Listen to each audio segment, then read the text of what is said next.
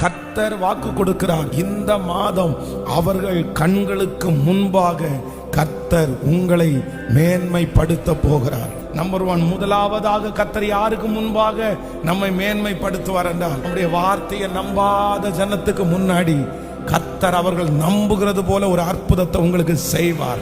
செய்து அவர்கள் கண்களுக்கு முன்பாக உங்களை மேன்மைப்படுத்துவார்.